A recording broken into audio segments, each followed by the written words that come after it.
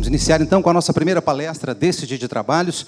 Nada mais subjetivo do que falar em incerteza, insegurança quanto ao futuro. Bem, a incerteza, no entanto, ela pressupõe a adoção de princípios, de ações que tornem mais palatável, né, a incerteza menos intimidadora. No ponto crucial da incerteza não é achar que tudo irá mudar, mas sim como nós estaremos abertos a estas mudanças que vêm por aí.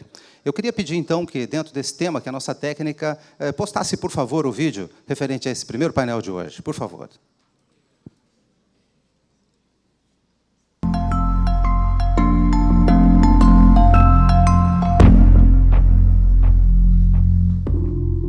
O que vem à sua cabeça quando você escuta a palavra incerteza? E se eu te disser que todas as organizações convivem com esse fantasma? Mas calma, não precisa ficar preocupado. Afinal, tudo é uma questão de aprendizado. E o profissional de administração pode e deve aprender a aplicar ações concretas e eficientes em seus processos, para se manter firme diante da força intimidadora que a incerteza tem. Você precisa entender que a incerteza não pode te paralisar, mas fazer com que você busque capacitação para lidar com o futuro, seja ele como for. Esteja aberto às mudanças e tenha foco naquilo que você deseja. A incerteza veio para ficar. Como conviver incerto, mas não indeciso, é uma das palestras do 26º Encontro Brasileiro de Administração. Ok, o tema está posto. Iniciaremos, então, com o nosso primeiro painel, e para presidir a mesa deste primeiro painel, gostaria de convidar ao palco, por favor, o administrador Rogério Ramos. Ele é conselheiro federal pelo Tocantins, também diretor da Câmara de Desenvolvimento Institucional do CFA e modera as atividades deste primeiro painel. Por favor, conselheiro, fique à vontade. Gostaríamos de convidar... Sim. Fique à vontade, conselheiro. Nós gostaríamos de convidar, então, para nos apresentar o painel A Incerteza Veio para Ficar, incerto, mas não indeciso. Duas pessoas. Nós convidamos inicialmente Dorival Donadão, por favor. Ele é especialista em recursos humanos e marketing, também integrante dos conselhos consultivos da Universidade Corporativa, do Grupo Algar e da Unimed de Vitória. Por favor, então, vem ao palco Dorival Donadão. Bem-vindo, fica à vontade. E gostaria de convidar também José Ernesto Bolonha, por favor. Ele é consultor e conferencista internacional em Psicologia do Desenvolvimento, aplicada à administração e à educação. Ele é também membro do Conselho de Mentores do Instituto de Estudos do Futuro e presidente do Conselho do Centro Internacional para o Envelhecimento Saudável. Então, por favor, venha ao palco José Ernesto Bolonha. Bem-vindo, por favor. Queira se acomodar. Senhores, por favor, fiquem à vontade. Lembrando que as perguntas poderão ser efetuadas por meio do CFA Eventos, nosso aplicativo que está à sua disposição. Você que está em casa ou em qualquer parte do globo nos assistindo pela rede mundial de computadores, também pode participar enviando as suas perguntas. Senhor presidente, o senhor tem a palavra.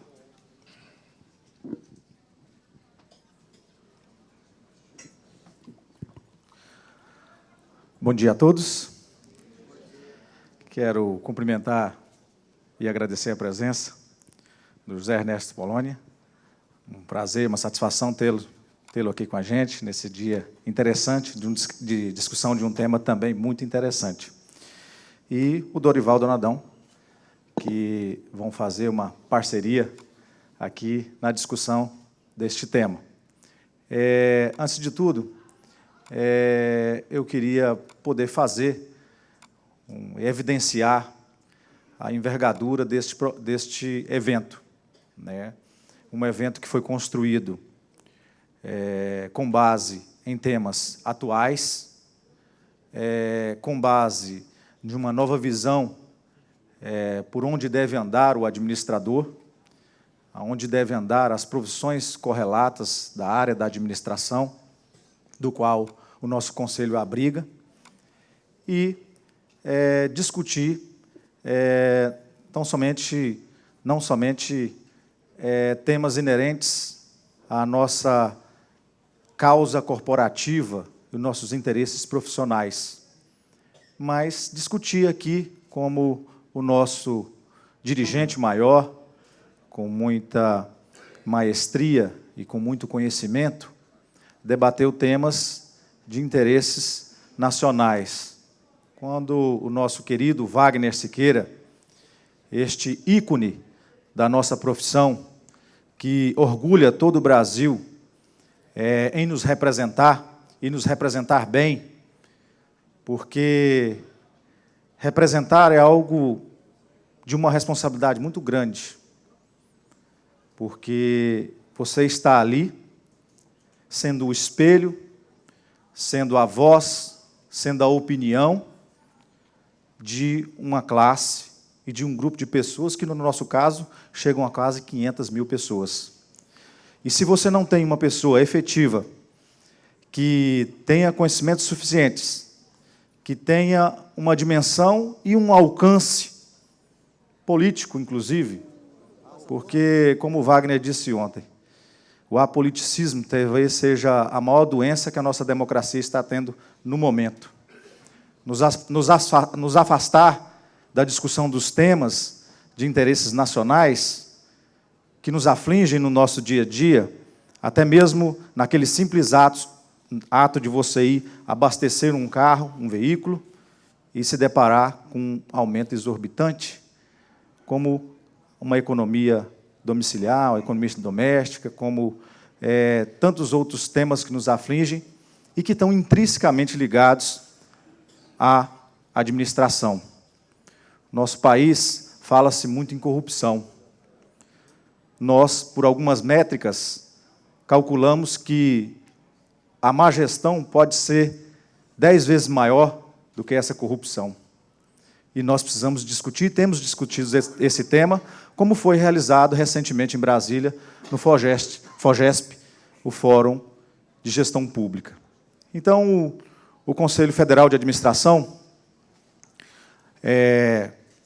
comandado pelo carioca Wagner Siqueira, de uma forma muito intensa, tem avançado na discussão e tem questionado a classe política brasileira, a economia, questionado os empresários, tem questionado a própria população e instigado a todos a terem um formato diferente que possa, nesse meio de incertezas, que é o tema que a gente vai discutir aqui, implantar a coragem, implantar a certeza e a fé de que algo pode ser mudado, transformado, e assim o Conselho Federal de Administração tem se postado.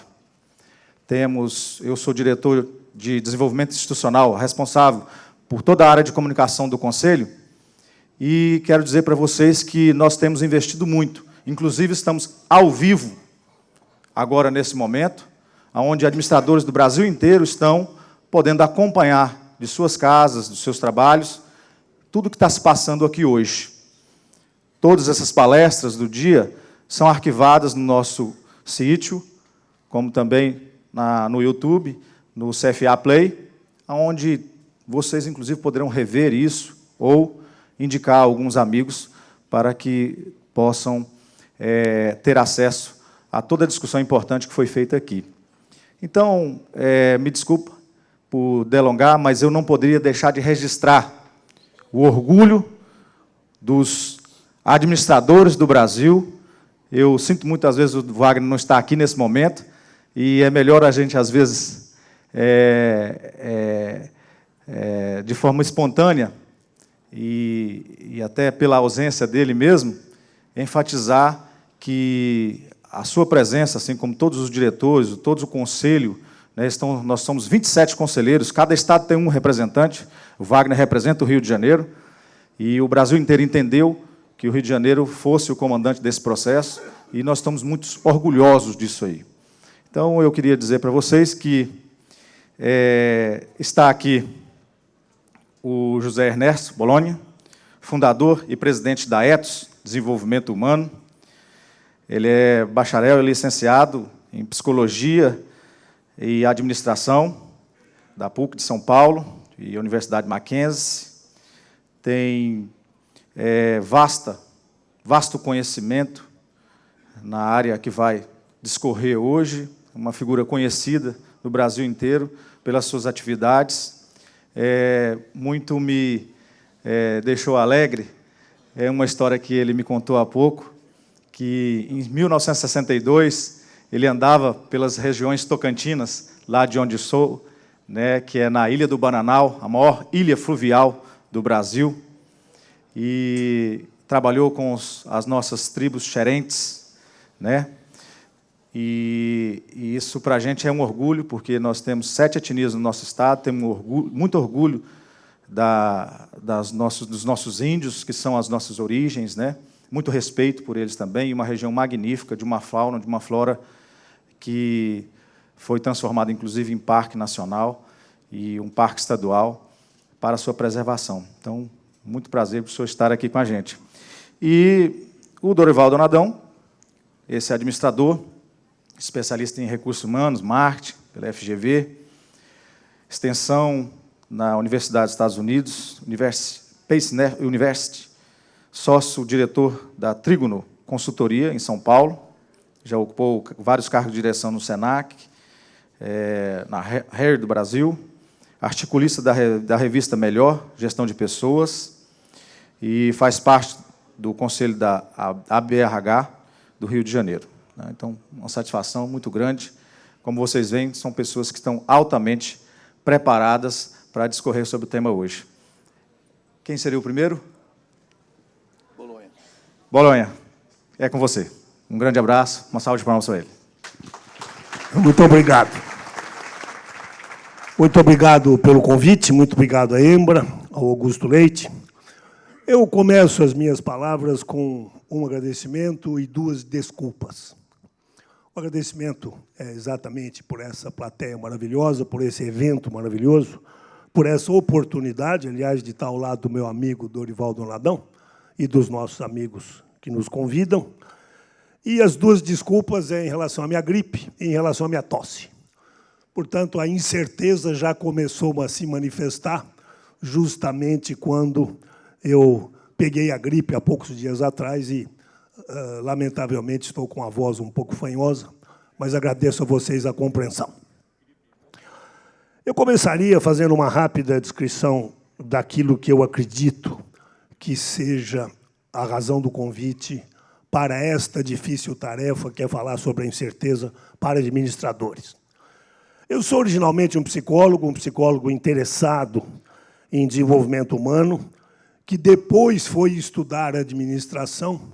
Portanto, eu não sou um administrador que estudou psicologia. Eu sou um psicólogo que estudou administração. Nesse sentido, nós somos colegas. Eu dediquei as últimas décadas da minha vida a construir uma empresa cujo objetivo central é aplicar ciências humanas às ciências organizativas. E acabei ampliando o sentido original de psicologia para outras ciências humanas, que foi a antropologia e a filosofia moral.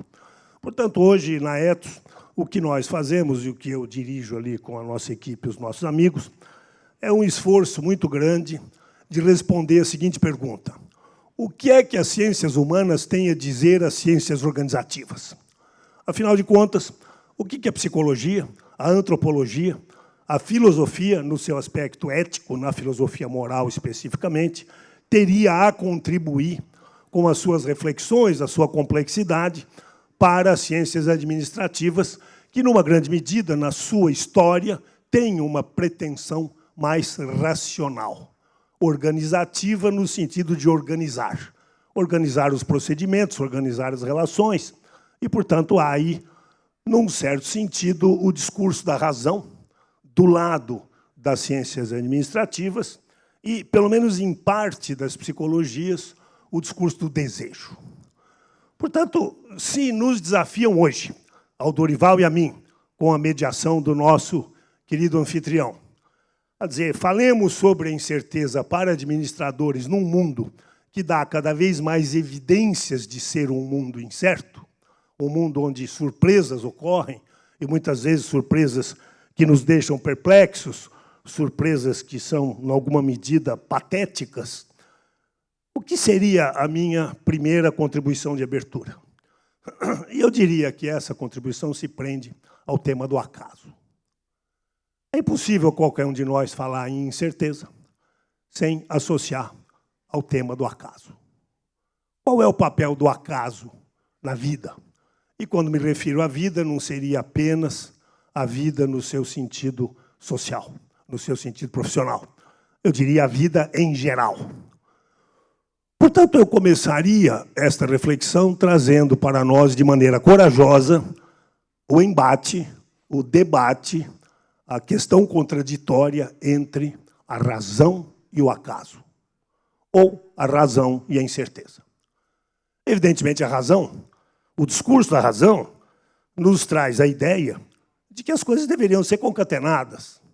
A ciência, especialmente as ciências naturais, e, por extensão, as ciências sociais ligadas às ciências organizativas, dirá, as coisas têm que ter um elo de concatenação.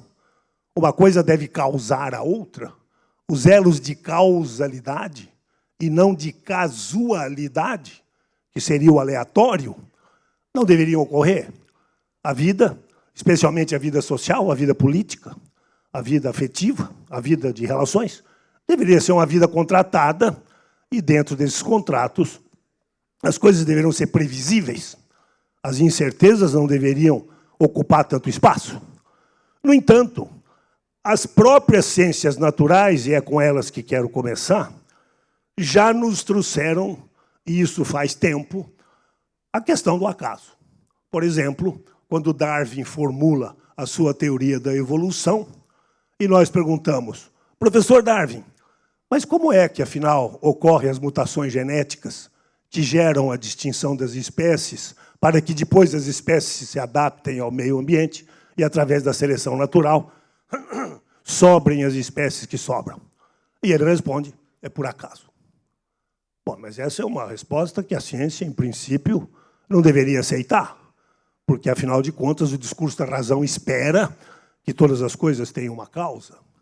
Qualquer um de nós que se lembra da escola e se lembra da iniciação científica, a ciência é o estudo das regularidades naturais, e dentro do mundo da regularidade natural, nós estabelecemos as conexões que permitem as previsões, que permitem as predições, que nos dão a sensação de segurança que a causalidade entre os elos concatenados nos traz. E assim também nos contratos. Afinal, os contratos deveriam ser feitos para serem cumpridos.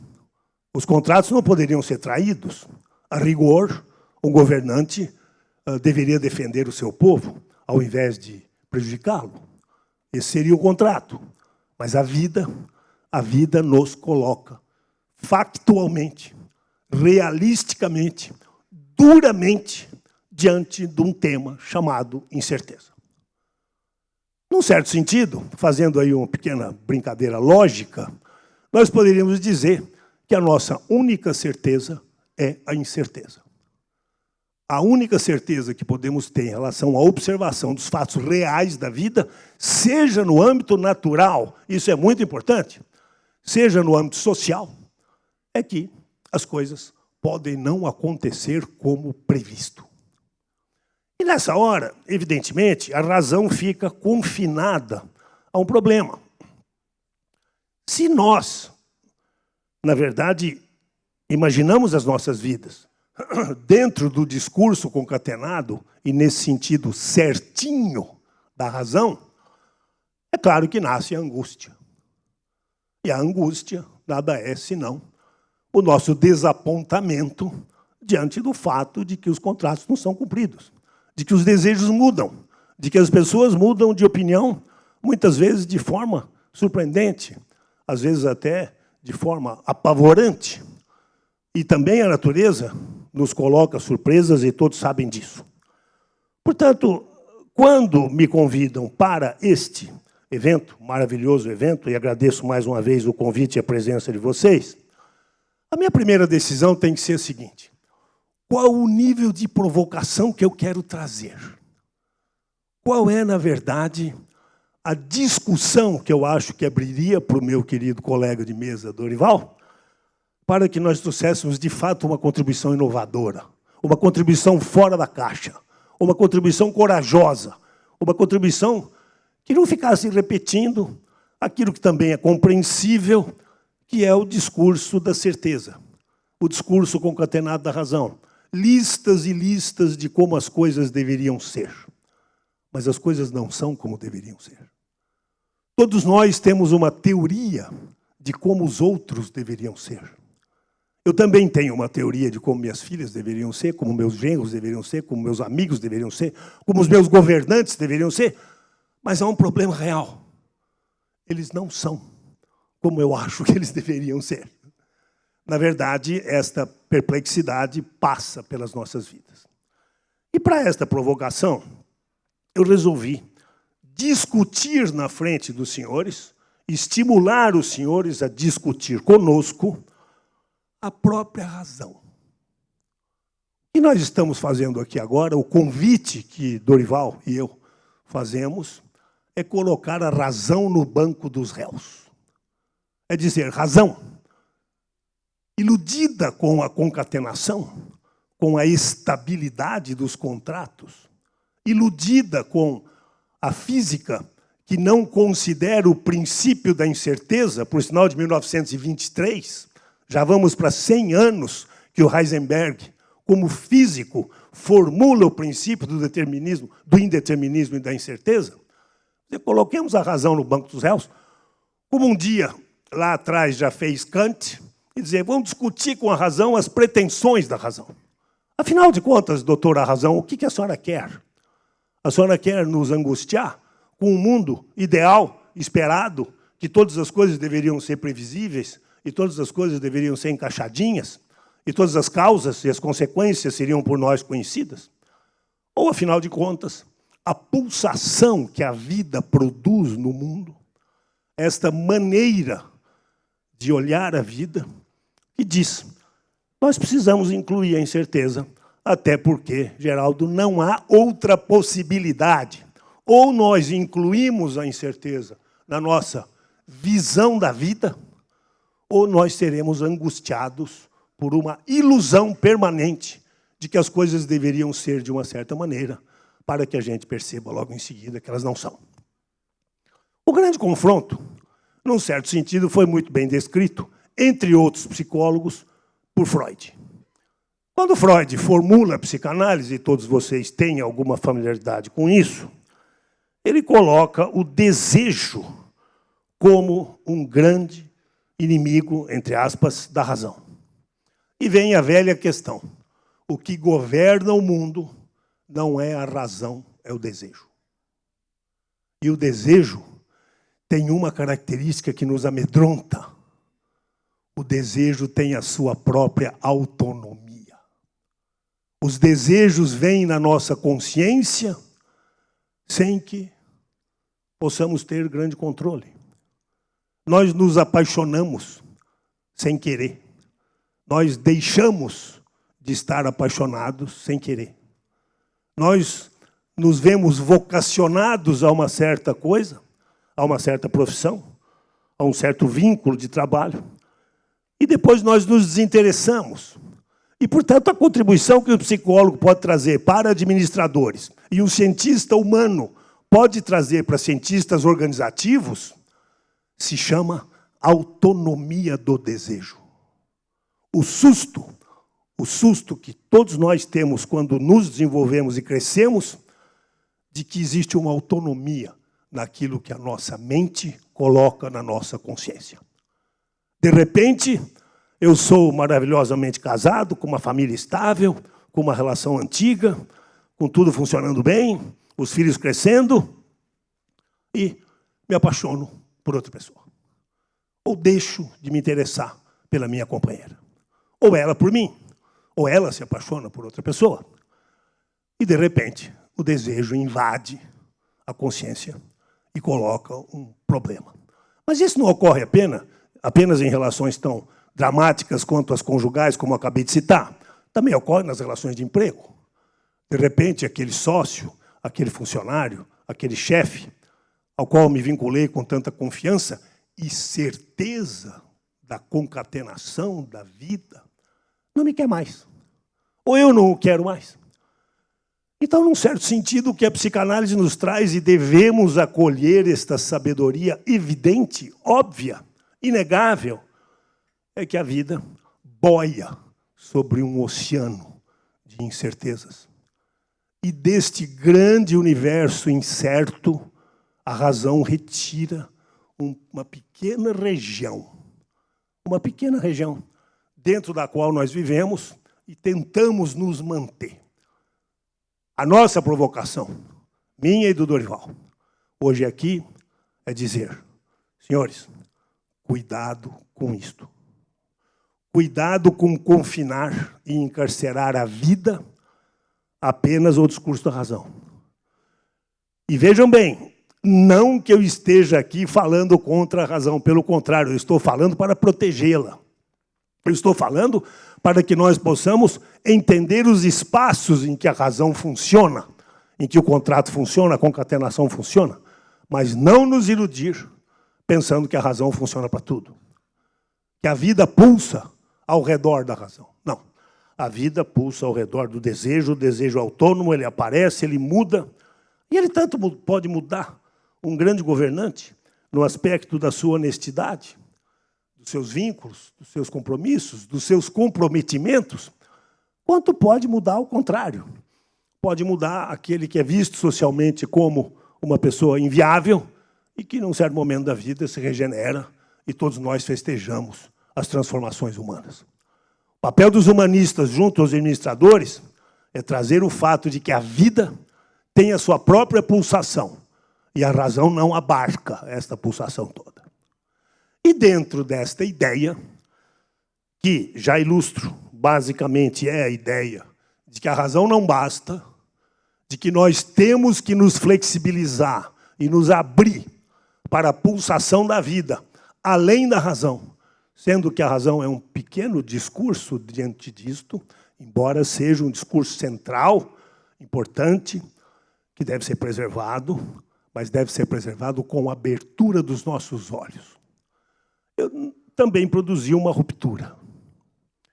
Ao invés de ficar apenas no discurso da razão, ao invés de ficar apenas defendendo essas ideias e defendendo com muita sinceridade contributiva para com os senhores, para essa ocasião muito especial, eu resolvi escolher a forma de um poema. Mas, Bolonha, por que um poema? Poesia é uma coisa tão fora de moda. Poesia é algo que foi caindo na literatura ao longo das últimas décadas.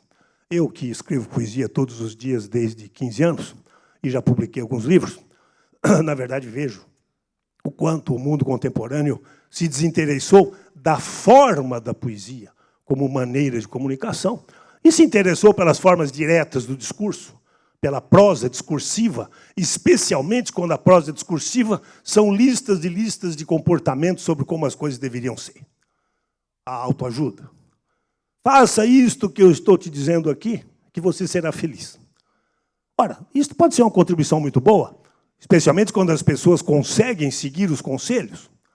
Mas os psicanalistas existem para dizer, professor, o senhor já me deu muitas listas de como eu devo viver, mas eu não consigo seguir todos os comportamentos adequados, e não consigo por razões ligadas aos meus desejos, à minha preguiça, às minhas falhas, à minha condição humana. E, portanto, a forma poética ela tem essa flexibilidade, razão pela qual eu ouso, e ouso autorizado pelo meu querido companheiro de mesa, a ler para vocês um poema que eu escrevi justamente para ilustrar essas ideias. E eu escrevi especialmente para esta ocasião. O poema se chama A Incerteza e a Causação. Evidentemente, ao dar o nome de causação, eu faço uma brincadeira linguística, falando de causalidade, fazendo da ideia racional de que todas as coisas deveriam ser concatenadas e as coisas não deveriam sair dos trinques. Mas as coisas saem dos trinques. Isso se chama incerteza. Qual é o aperto aqui para seguir? É este. Lerei para vocês o poema e gostaria que lessem junto comigo, aqueles que conseguem ver as letras, há monitores em outros lugares da sala. No princípio era a incerteza. A incerteza, em sorteios sucessivos, produziu a autonomia dos desejos. A autonomia dos desejos em sorteios sucessivos demandou a disciplina da razão. Mas a razão ficou órfã muito cedo. Se esqueceu das suas origens, cresceu e teve um filho e 2 filhas. Eles eram iguais às suas origens. Um filho era o desejo, como o avô. Uma filha era a incerteza, como a avó. E a outra filha, essa nova, a causação. A razão rejeitou os 2 primeiros e só amou a terceira filha, a causação. Essa filha preferida deu a ela uma neta e um neto, a predição do futuro e o controle das pessoas. Assim, esquecida das origens e negando as descendências, a razão se aliou à causação, à predição do futuro, ao controle das pessoas, e esses 4 construíram uma ilusão. A essa ilusão chamaram civilização. Tendo banido a incerteza do desejo, negando a incerteza do desejo, anulando o desejo da incerteza, na verdade odiando os 2, aliada tão somente ao controle e à predição, a razão desligou-se dos motivos e começou a atacar a liberdade. Foi assim que incerteza, desejo, motivo e liberdade foram banidos da civilização pelos imperativos da razão, só visando o controle e a predição. Em consequência, confinada a causação sem incerteza, a civilização gravemente adoeceu e surgiu o mal-estar. No início, já sabiam os antigos, o mal-estar na civilização apareceu com o banimento da incerteza e do desejo, em especial das incertezas dos desejos, que a razão controladora quis matar. Nunca mais nasceu alguém que desejasse as incertezas.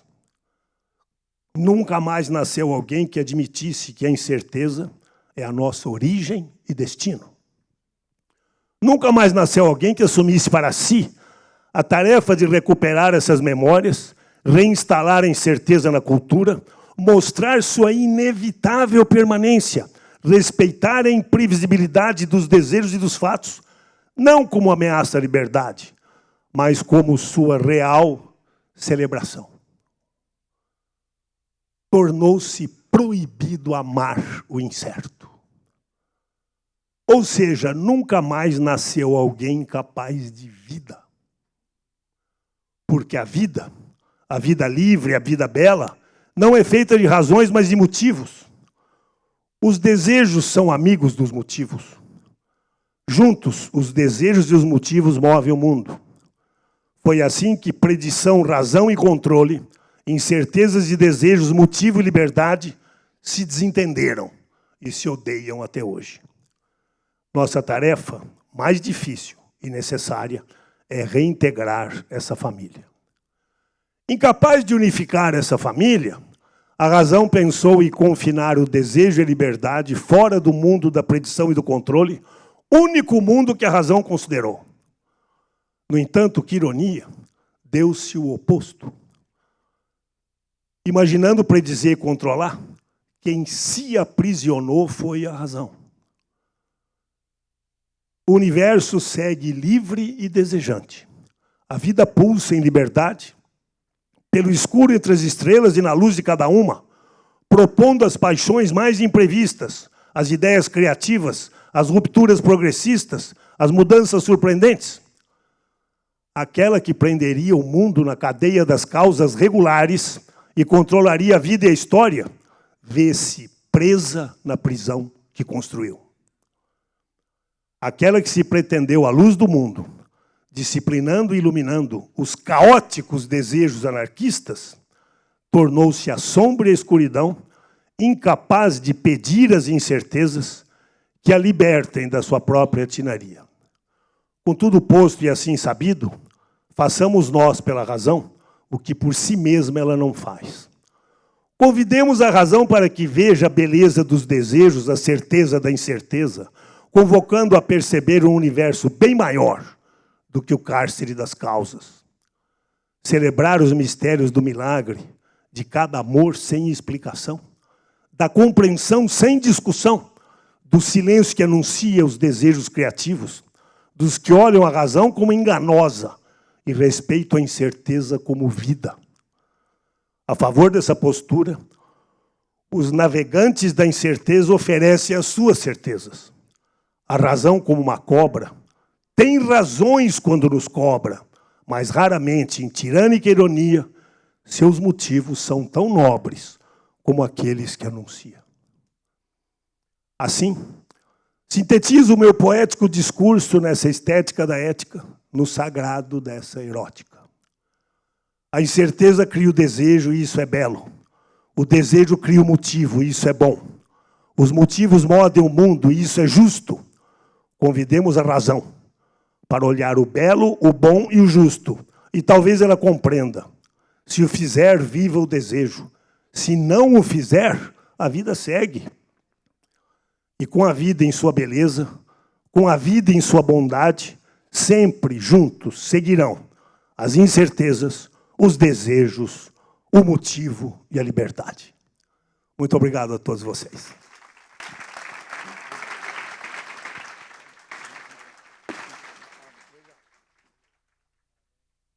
Parabéns, parabéns. Muito bom.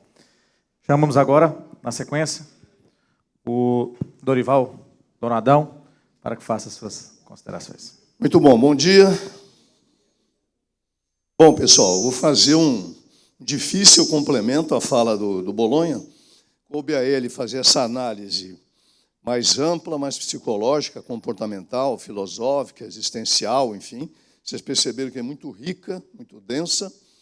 Eu vou tentar colocar aqui na dimensão organizacional e profissional o que significa a indecisão, levando em conta que as premissas que ele levantou fazem todos o sentido, né? Então, para isso, eu me perguntei, a primeira pergunta é o que está por trás, organizações de profissionais, o que deve levar em conta como pano de fundo com relação à incerteza. Então, há um vídeo que talvez alguns de vocês conheçam, não é tão recente, mas que fala da nossa história. O título é Nossa História e é um vídeo de 2 minutos.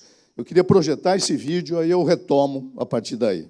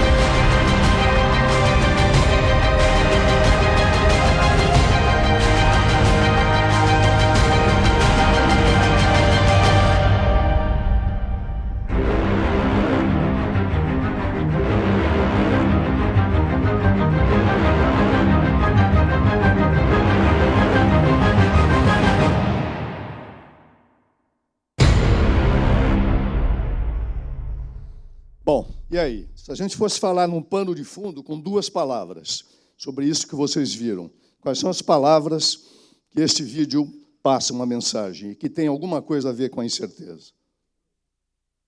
Primeira? Evolução. É possível parar a evolução de alguma coisa? Então, primeiro ponto, vamos entender a incerteza como consequência da evolução. Nós não estamos regredindo, nós não estamos parando, nós estamos evoluindo. Não é? O que essa evolução causa em nós? Que é a segunda palavrinha. Antes da incerteza.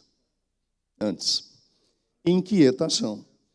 Quer dizer, a gente está todo mundo inquieto, né? O que virá? Por que está vindo? Por que mudou se estava bom do jeito anterior? E, de repente, então, tudo é vulnerável, tudo é volátil, tudo é incerto. Mas o pano de fundo que nós todos profissionais temos que colocar para nós, para nossas equipes, para nossas empresas, de que isto é uma mudança evolutiva. Nós estamos caminhando, progredindo.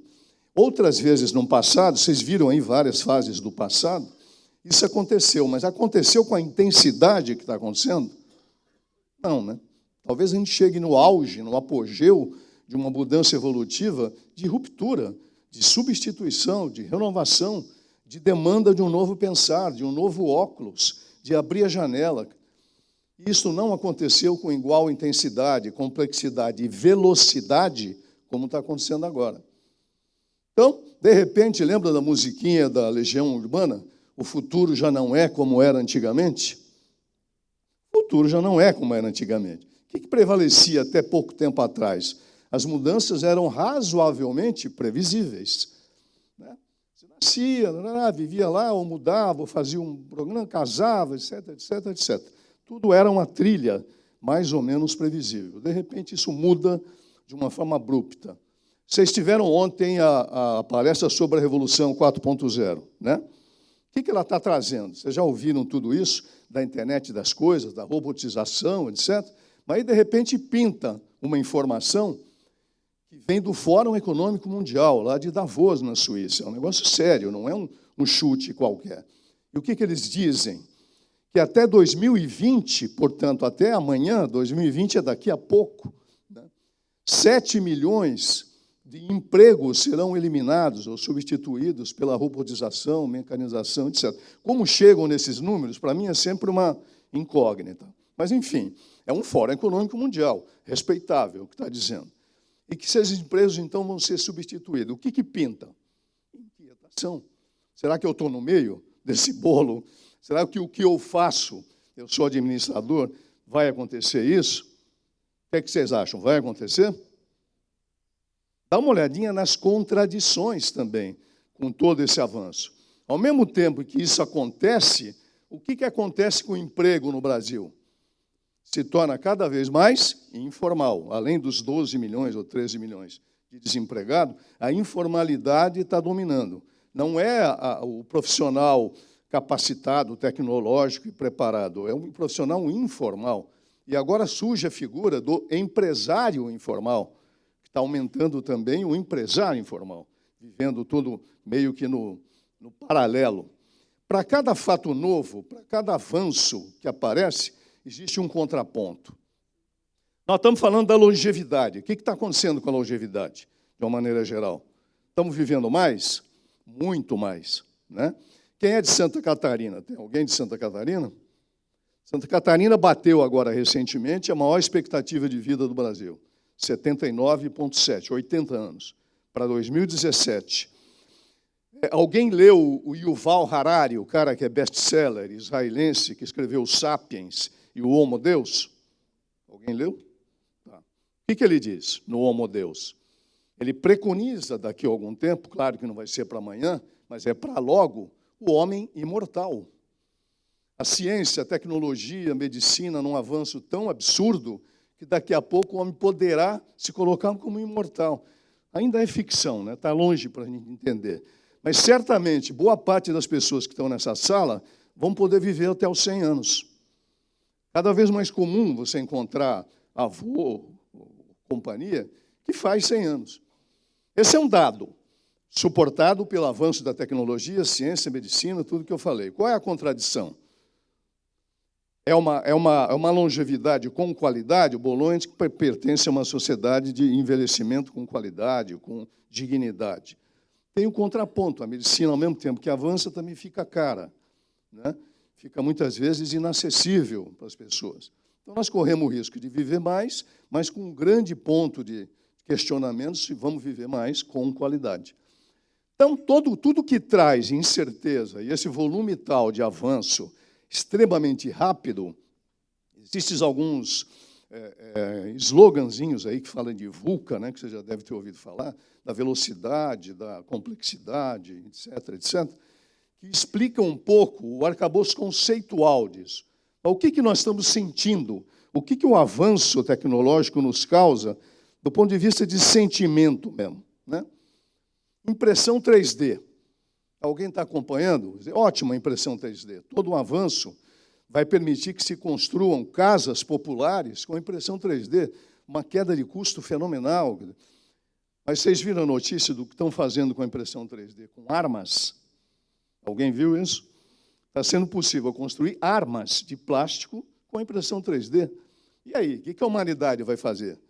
A mesma coisa que é um avanço positivo, altamente beneficiário, vai trazer o outro ponto, uma tremenda indagação. Né? Então, o que está prevalecendo são perguntas sem respostas. Né? Ou, quando eu tenho a resposta, muda a pergunta.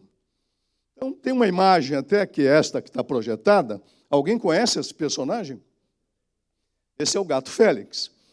Quando foi criado o Gato Félix? Quantos anos ele vai fazer o ano que vem? 100 anos. Né? Ele foi criado em 1919, na época do cinema mudo, quando não existia animação, e ele aparece com um ponto de interrogação.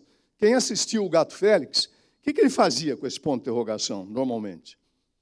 Ele pegava esse ponto e usava como arma. O mesmo ponto de interrogação virava uma arma com ele. Como é que nós, profissionais, e nós, organizações, podemos fazer isso? Virar um Gato Félix? Vamos pegar essa pergunta e trabalhar como arma? De alguma forma nos defender? A mesma coisa que parece uma ameaça pode virar uma janela de oportunidade? Isso é possível? Claro que é. Hein? É.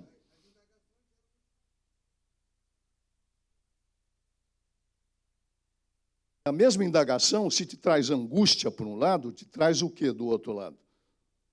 A criatividade, a inovação, o pensar diferente. Então, há uma frase de um romancista maravilhoso chamado Mia Couto, que é de Moçambique. Ele diz o seguinte, é uma pergunta também. No passado, o futuro era melhor? O que vocês acham? No passado, o futuro era melhor? Tinha os seus pontos e contrapontos também. Nós não tínhamos um monte de coisa que nós temos hoje, né? De comodidade, de segurança, etc. De qualquer forma, então, mudou o relógio do tempo. De repente, ele começou a correr, como correu esse vídeo. Em 2 minutos, nós mostramos toda a mudança do mundo. Então, o que está muito rápido é a mudança. E o que ela traz consigo? A imprevisibilidade. A gente não consegue tocar, apalpar, pegar e transformar. Onde é que está a resposta? Não está só na tecnologia, não está só no avanço por si só, está em nós, está na nossa cabeça, de alguma maneira. A gente sempre fala que uma organização efetiva tem que cuidar de 3 M's, 3 coisas que começam com a palavra M. Né? O consultor adora esse negócio, né? De 7C, 4P, mas são 3 M's, que, de alguma forma, dão vitalidade para a organização. Primeiro, definir bem o seu modelo de negócio. Seu modelo de negócio define posicionamento, proposta de valor, enfim, define o teu portfólio de produtos, modelo de negócio. Para suportar esse modelo de negócio, você precisa de outro modelo eficiente, que é qual? Modelo onde entramos nós, administradores.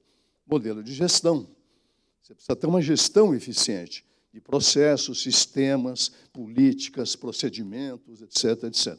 O modelo de gestão suporta o modelo de negócio. Nesses tempos volúveis, qual é o terceiro M que nós precisamos mudar? Modelo mental. Ele muda o modelo de negócio pelo avanço do mercado, ele muda o modelo de gestão. E o modelo mental? Nós estamos conseguindo lubrificar a nossa mente a ponto de dar conta dessa volatilidade, dessa insegurança, né, dessa imprevisibilidade. Então, de repente, surgem alguns dados que aumentam a incerteza e aumentam a inquietação. O Pedro Malan tem uma frase legal sobre isso, né?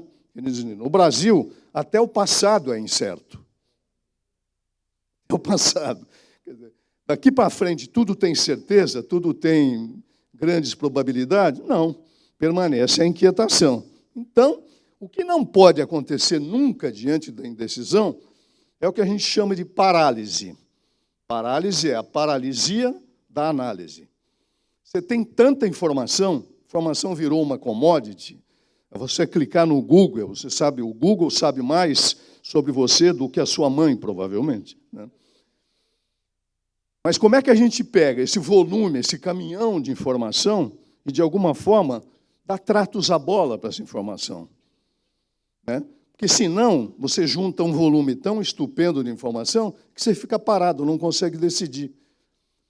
Então, o excesso de informação e a incerteza, e a angústia, e a imprevisibilidade não pode te deixar parado. Você tem que ser o gato férreo, que vai pegar o questionamento e usar como arma. De que maneira? Nós precisamos estabelecer, a princípio, um filtro para tudo isso que está acontecendo. Existe um poeta espanhol chamado Ortega y Gasset, maravilhoso também, né? E ele tem uma frasezinha que diz assim: de repente, deixa eu olhar minha cola aqui, nós não sabemos o que está acontecendo. E é exatamente isso o que está acontecendo. Nós não sabemos. De repente, você não consegue visualizar. E é isso. É um dado da realidade, é um fato. Reforçando o que o Bolonha disse aqui. A incerteza é um fato, a dúvida é um fato, o questionamento é um fato, né? A angústia que isso gera é um fato. E daí? Nós temos que buscar, então, no saber mais a grande arma. Vamos dar um nomezinho para o ponto de interrogação do gato Félix? É o saber. Você não vai poder ficar mais passivo, inerte, parado, esperando que a academia te entregue o saber, que o curso que você vai fazer te entregue o saber. Você tem que saber. Vai buscar as respostas, vai buscar informação, vai buscar conhecimento. Na verdade, a nossa grande vingança sobre toda a evolução 4.0 é o conhecimento. Os computadores e todos os logaritmos e toda a infernália da internet das coisas, etc., trouxe muito conhecimento novo? Trouxe. E o que só você pode saber? Tem um adicional de diferenciação entre o saber mecânico, tecnológico do robô e o nosso saber, que é o quê? O saber com sensibilidade. Sensibilidade. O computador não tem sensibilidade. O robô não tem sensibilidade. O robô não tem emoção. E nós temos. De que maneira, então, a gente coloca, amplifica a nossa emoção e a nossa sensibilidade para, aí sim, tratar essa dualidade de razão e sensibilidade. Razão e sensibilidade. Continua buscando a informação nos Google da vida, que é um provedor rápido, é maravilhoso, não tem concorrente, mas põe a tua sensibilidade, põe o teu coração, põe a tua emoção nesse olhar. Eu digo olhar para o mercado, olhar para o cliente, olhar para o contexto de vida, olhar para a sociedade, para a economia, para a política, para todas as dimensões, com a sensibilidade que é própria nossa. Por enquanto, nenhum Watson da IBM nos roubou. Ele roubou outras coisas. Isso aí é uma notinha também que você deve ter lido, né? Se comparou numa grande empresa o processamento de tributos. Falaram para vocês isso ontem? Uma grande empresa com um volume estúpido de tributos e tinha que processar, né? Esse volume para processar pagamento, enfim, toda aquela burocracia, num ser humano faria em 4 horas para processar aquilo. Em quanto tempo o Watson fez? 29 segundos. 4 horas para um ser humano, 29 segundos para o Watson, que é o supercomputador da IBM. Legal, o que isso melhora? Melhora em muito a produtividade. Em alguns aspectos, a produtividade vai bondar. Quem é da área agro, você que é de Goiânia, de Tocantins, o que aconteceu com o agrobusiness no Brasil foi fortemente apoiado pela tecnologia. Ótimo, isso é maravilhoso. Aumentou e muito. Mas e aí, o que causa no contrapeso? A necessidade de o quê? A gente buscar alguma coisa que tire a diferença entre 4 horas e 29 segundos. Não vamos conseguir na velocidade, no tempo, mas vamos conseguir em outros aspectos, em outros atributos, em outras dimensões, que é próprio da gente. Então, vencer a insegurança, vencer a indecisão, cada vez mais depende de um aporte de sensibilidade do homem. Isso leva para o primeiro questionamento, quer dizer, com tudo isso, esse mundo VUCA, inquieto, instável, imprevisível, veloz, vai nos trazer alguma coisa? Você vai se conformar com isso tudo? A consequência negativa, o peso que isso traz, a angústia da pergunta sem resposta, né? Você vai se conformar ou você vai transformar? Transformar esse contexto, transformar o ambiente, transformar a relação, a desigualdade que pode existir entre o que vem com a indecisão, todo o aporte tecnológico e você. Quer dizer, cabe a nós, e óbvio que não tem resposta pronta, diminuir esse gap, essa diferença. Isso está muito no cultivo do saber e da sensibilidade. E aí, eu vou fechar aqui para a gente poder ter perguntas e respostas, tem um espaço para isso. Eu gosto muito de frases, né? Vocês perceberam. Eu peguei uma frase aqui que tem tudo a ver com o que a gente está falando. E essa frase é do Guimarães Rosa. Ele diz assim: eu quase nada sei, mas desconfio de muita coisa. Que é bem mineiro, né? Quase nada sei, mas desconfio de muita coisa. Do que a gente desconfia desse cenário tão cinzento, tão incerto, né? Tão ainda pouco nítido? O que a gente pode desconfiar? Assumir premissas, assumir um primeiro olhar, assumir hipóteses, que nós também, só nós podemos, e comprovar essa hipótese no dia a dia, na realidade, no choque com o cotidiano. Esse é o caminho. Isso depende muito do saber. Não é o saber livresco, viu? Não é um saber, né, afrescalhado e todo o saber de Harvard. Se tiver acesso, maravilha, mas é o saber que está em cada um de nós. É o potencial que tem em cada um de nós de abrir a janela, de ampliar o campo de visão, de trazer uma nova percepção para o que está acontecendo. Não sejamos vítimas, né? O que a incerteza pode causar é a vitimização. Não, eu não fiz porque está muito incerto. Eu não investi porque o cenário político está muito nebuloso, né? Eu não vou ampliar, eu vou estudar, eu vou casar, seja lá o que for, do seu investimento, porque está tudo nebuloso. Está, e vai continuar assim, ou vai piorar. Mais ou menos como foi hoje de manhã no aeroporto Santos Dumont, né? Não dava para enxergar nada, é nebuloso mesmo. A vida é assim. Mas você vai ter que apostar. Você vai ter que fazer uma escolha. Você vai ter que fazer uma opção, uma alternativa, uma suposição, né? Desconfiar de muita coisa. Então, gente, era isso que eu queria trazer. Ao fim e ao cabo, duas qualidades que a gente tem, e outra vez, não existe na cibernética, e nós não podemos perder. Capacidade de julgamento e análise crítica. Capacidade de julgar e sua análise crítica. Você pode fazer isso. Julga o que está acontecendo, tudo o que está acontecendo. Coloca no balanço, ouve os prós e os contras. Lê o A e o B, veja as opiniões diversas. Trabalha com essa diversidade, porque ela é rica, a diversidade de opiniões. E coloca a tua análise crítica. Bota lá o teu dedo. O que você concorda, o que você não concorda? O que você acha que favorece, o que você acha que não favorece? Então, existe o cidadão no conceito amplo da ética e de todo o estudo da filosofia, existe o cidadão microcosmo. Nós somos cidadãos. Nós podemos resolver as incertezas, as inquietações, as respostas sem pergunta, as perguntas sem resposta, ao contrário. Depende de nós. Então, vamos em frente com isso. Capacidade crítica, análise e julgamento. Muito obrigado e vamos para as perguntas agora, então.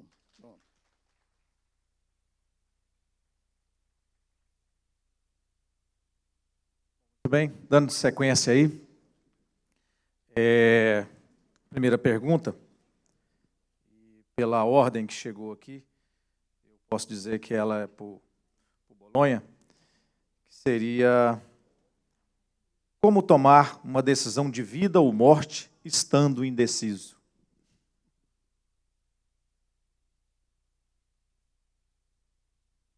Ouvir o desejo. Ouvir o desejo, que, em geral, é reprimido pela razão. Toda vez que nós nos defrontamos, seja numa sala de psicoterapia, numa sessão de psicanálise, ou numa consultoria para um conselho de administração de uma empresa de capital aberto, eu faço parte de alguns conselhos de administração de empresas de capital aberto e fechado, a razão tem uma ilusão que, de alguma forma, eu desejei colocar no poema, que é pesar racionalmente as coisas.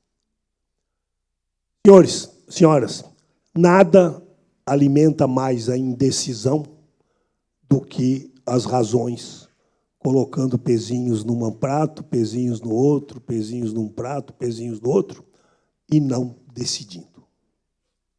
Quando eu proponho, e proponho fundado numa forma de pensamento que já tem um século, que é a psicanálise, que tem ajudado as pessoas a viverem as incertezas da existência humana, a enfrentarem as adversidades naturais da vida humana, é conseguir jamais eliminar a razão. A razão tem que ser levada em conta, mas ela não pode se tornar tirânica. Então, a minha resposta seria ouvir o desejo, ouvir a intuição, dar um espaço para a adivinhação. Hoje é muito comum qualquer terapeuta, qualquer analista, qualquer desenvolvedor humano, qualquer coach, receber no seu escritório, no seu consultório, jovens que dizem assim, mas eu acho que eu vou fazer engenharia, ou vou fazer administração, ou vou fazer direito, mas, ô professor, e se eu descobrir com 40 anos que não era isso que eu deveria ter feito? Mas esse raciocínio é o raciocínio mais cruel que alguém pode fazer com a própria vida. Porque quando eu digo que a vida pulsa, apoiada no desejo, apoiada na intuição, apoiada na esperança, apoiada naquilo que é realmente a pulsão da própria vida, a indecisão ela é resolvida com essas características, que nem sempre são da razão. Ora, a razão tem o seu papel? Tem. Pega a balança, o Dorival foi muito feliz, né? Acho que em tudo, mas particularmente eu diria nessa questão de dizer, bom, tudo tem o seu contraditório.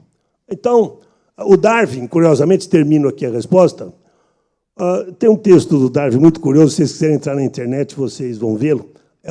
São fotografias de folhas escritas de próprio punho, pelo Darwin, sobre razões para se casar e razões para não se casar. E ele falava isso a respeito da própria vida. Ele estava angustiado com a decisão do próprio casamento e resolveu fazer um arrazoado. Enquanto ele ficou escrevendo o balanço das razões, ele não decidiu. Porque nós temos esse problema. Se você ficar fazendo... e aqui vou falar com o meu grande apreço pelos contabilistas, né? Dizer assim, bom, o balanço precisa fechar com ativo e passivo exatamente do mesmo número. Ora, cuidado com isso na vida, porque o que pulsa a vida é a coragem de atender a desejos e intuições. Portanto, a maneira de vencer a indecisão é ouvir o desejo. Maravilha. Então, vamos lá, dona Adão. Diante de cenários de incertezas, como as organizações devem gerenciar e adaptar a gestão de pessoas, talentos, para atender às necessidades e desejos dos colaboradores e promover o seu engajamento na empresa? Pois é, eu acho que parte do processo de você construir novas certezas, já que as certezas mais antigas se desmoronaram, é você abrir canais de participação. O que as pessoas querem, na verdade, é compartilhar esse sentimento.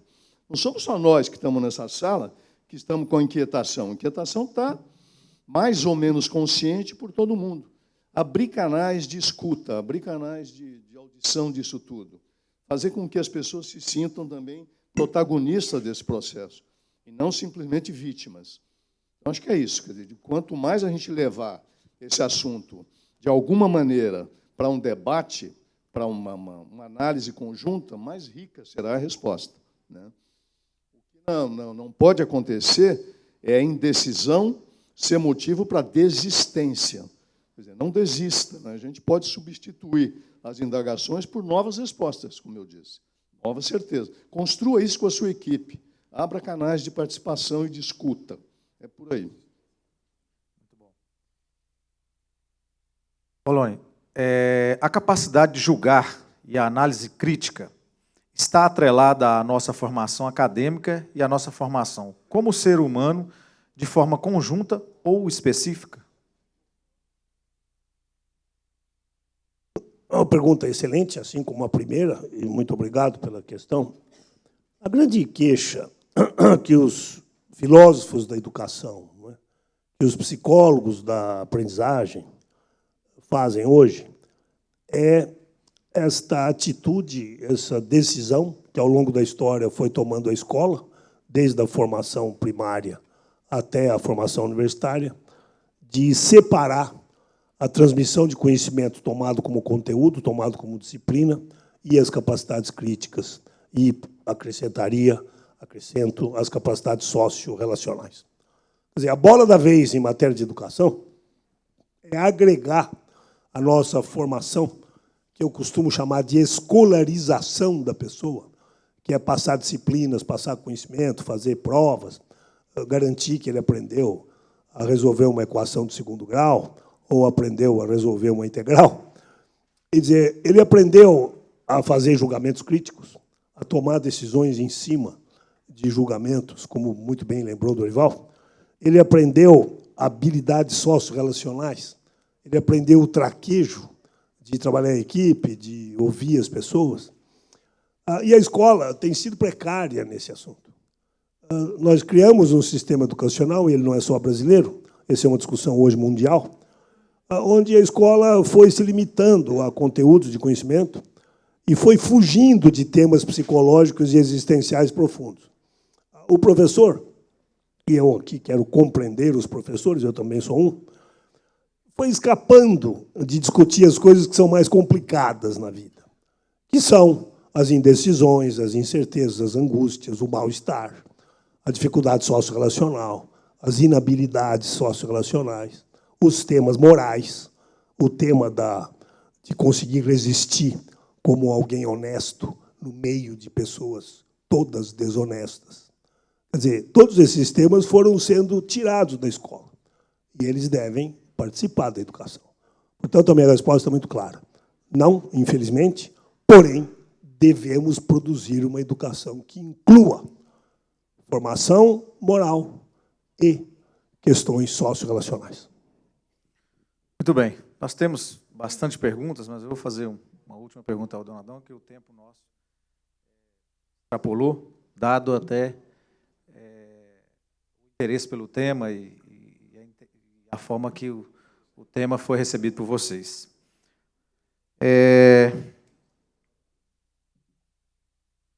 Em meio às incertezas, que postura adotar nas organizações? Ser adepto das novidades indistintamente ou aguardar os primeiros movimentos da organização em que trabalha? Pois é, eu falei um pouco sobre passividade, né? A passividade gera indiferença, e a indiferença gera uma certa anestesia até do próprio pensar. Não, a pior coisa que pode acontecer é esperar. Existe uma peça de teatro do Samuel Beckett, um irlandês, que chama Esperando Godot. Talvez alguém tenha visto. São dois personagens e existe um terceiro que não entra em cena nunca, que é o Godot. E essas duas pessoas ficam esperando o Godot o tempo todo. Chega a ser aflitiva essa peça. Quem já viu deve ter percebido. Porque você está esperando alguém, ou um fato, ou um acontecimento, que não virá. Godot não existe. E você só percebe no final.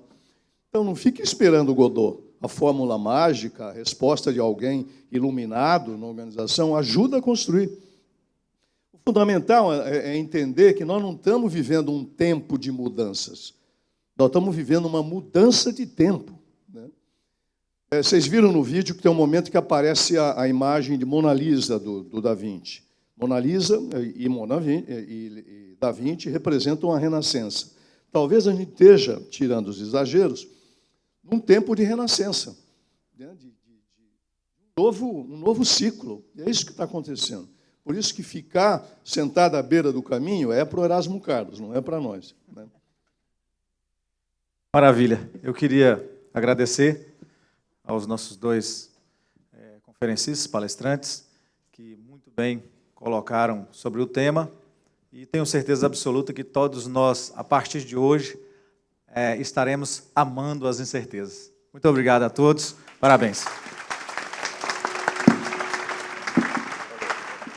Temos sim, agradecemos aos membros desta primeira mesa, esse primeiro painel, uma palestra ou duas palestras muito instigantes. Queria que os senhores aguardassem só um instantinho aqui para receber, claro, uma lembrança muito especial do Embra 2018. Pedir já ao pessoal de apoio, Andréia, por gentileza, traga aqui para o nosso presidente de mesa para que ele possa proceder aqui às entregas, por gentileza. Isso, uma recordação que marca esse momento, a participação dos senhores aqui no Embra 2018.